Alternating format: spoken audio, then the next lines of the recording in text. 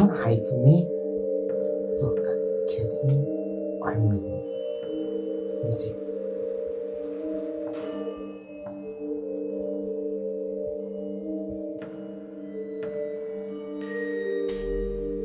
Welcome everyone. Yes, our theme this evening is Friday Night Fright. Boo, and a big thank you to director and writer Nikhail Asnani, director of My Boyfriend, the Boogeyman. Thank you so much for being with us here this evening. Thank you so much for having me, and thank you so much for screening my film. Like, so honored, very happy about it. You have to be congratulated as well. I mean, you wear many hats for this film. You are the writer, the director, you are the lead actor. That's amazing. I mean, what have you learned from this process going forward? Like you can do it all. I mean, yeah, this was kind of like one of my first one-man shows I did. It was just kind of like something I did in grad school. I was going through like this real life horror situation, like the Boogeyman. I kind of put it into a film. And, I guess what I learned from this process, I learned a couple of things. Like one of the first things I learned was choose your monster relationship really wisely because, you end like if you're dating like a vampire, like they bite you, you become immortal. It's all cool. Like it's awesome. But you're dating like the boogeyman, you get like pulled into the clit or something. It's awful. It's terrible. But like, yeah, it kind of gave me the confidence to really like try. I mean, like it's very tiring doing these one-man shows, I have to admit, wearing like 5 different hats, like cinematographer, actor, writer, director, editor, everything. But it's given me the confidence to act more and actually do more of these things. Like right now I have a 40-minute featurette one-man show in post-production, which I shot in Mexico, like randomly, like a month ago. I thought I was gonna die in Mexico because I was there and no one was following COVID rules or anything. So I like stayed in my room or like on the beach and just like made this film and stuff. But yeah, it's really given me a lot more confidence in my abilities as like a filmmaker individually. Because when you're just working in a group setting, you have there's so much you can fall back on in terms of like other people's help and opinions and things like that. And when you're doing it on your own, you really have yourself to rely on, which is very scary at times because it's always film is a collaborative medium and it's always better to do it with other people.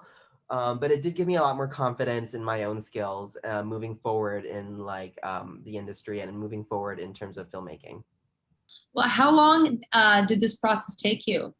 Do you think? Because you've done all of it. I mean, you've got to have like an hour count on it. Oh, like this was very quick actually. Like, like the script was only like a couple pages long. Like I just set up the camera, filmed it in just like a few hours. There was one shot I redid because I forgot to put the green light on, which was like the kiss, Oh or yeah. something like that. Like I redid that like afterwards. But apart from that, like yeah, it was very fast. Editing. I'm not the best editor, so editing kind of takes me a while sometimes. Um, so that the editing was actually the longest part of it all, to be honest. Everything else was a breeze, and the editing was just kind of like, okay, now like have to put all the sound effects and the music and put it all together. And editing is not my strength in general, but it's something I've learned to do as a filmmaker, just especially with these smaller projects, when you don't have a team. So yeah. What was the process of coming up with this idea? I mean, it's very clever. It can be used as a metaphor for, however you want to see it in your life. What's the relationship that you're putting under the bed. But Well, okay, it sounds kind of crazy the process for it. So basically, I was in grad school. I was super naive, young, dumb, stupid, and I fell for this guy who was gaslighting me, and I didn't even know what gaslighting was at the time. So at the time, so I was like going through this online weird gaslighting relation, which was actually really terrible. That was the horror story. And I go to like Columbus for a screening of one of my films, and I see this guy there. I meet this guy at Columbus, and he's a doppelganger of the guy I was like in love with. And then so I get back to like LA, and so I was like, oh my god, it's like I saw his ghost. And then I made this called like My Boyfriend the Boogeyman after that sort of thing, which sort of showcases like what I sort of was going through at the time, but obviously in a more like horror comedic light to it, obviously because it's a film, it's meant to be entertaining and stuff. But the actual real life situation was like really difficult, and I did go a lot of stress and negative things emotionally and mentally. But I came out at the end better, and this short played at tons of festivals, so I was like really happy. And some festivals, like some really like it played in like here ReelHeART, it played like Another Hole in the Head, like all these really good festivals that have been around for so many years. Everyone at school was like so surprised because they had spent thousands of dollars making these like really expensive shorts that were like maybe getting to like one or two, and then here I am just like My Boyfriend the Boogeyman, and it's like playing it like a ton, and everyone's like, what, how did this happen? And I was like, I don't know, but I'm just enjoying the ride that comes with it. Yes. So yeah, like, so I guess it was really tough, and that was my inspiration, like with all that negative stuff with the relationship that happened and the gaslighting. But the end result ended up being really beautiful, and like I said, now it's an optioned TV show, and like who knows what to happen in the future. But I hope to get it on air or something as a proper show one day. So yeah. And have you found that during the pandemic, being on lockdown, that you want to do more solo projects? Are you glad that you made My Boyfriend the Boogeyman, the year before, so you knew how to do all that? I mean, yes, I'm glad I knew how to do it. And, in grad school, they do, like in the beginning of grad school, you do these small exercises. So, and I was very familiar with all the different facets. I just had never put them together on my own before.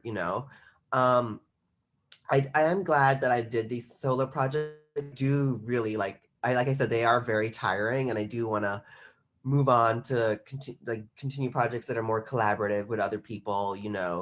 A lot of the times the solo projects, they can just be very draining in general. And like as a director, my favorite part working with actors, it's working with the cinematographer, it's working with all the different departments, the costume design, this, that. So when you're doing these one-man shows, you don't get those opportunities so much, so it does make the directing job of it a little bit less fun. It feels a little bit more like, okay, I have to just get through this shot, I have to get through the shot, I have to get through the shot, and you're the only one pushing yourself through it, because you don't even have a first AD or anything. So I do want to like move on from this, but I think these one-man shows have given me like a step up and a leverage, and it's gotten me a little bit more notice in the industry than I would have been before, because otherwise I was sort of in the same boat as everyone. And then this kind of allowed me to stand out a little bit of like what people see I can offer. So yeah. What have you learned about yourself as an actor, a filmmaker, or an artist in the making of the film that we're talking about tonight? I learned some very heavy life lessons in terms of letting go, in terms of finding strength in yourself, and really learning about like who you are as a person and your identity, and not letting someone else like take away your power based on just feelings or what you think they may like or something. It was really about what I learned was really about gaining self-respect and strength in myself.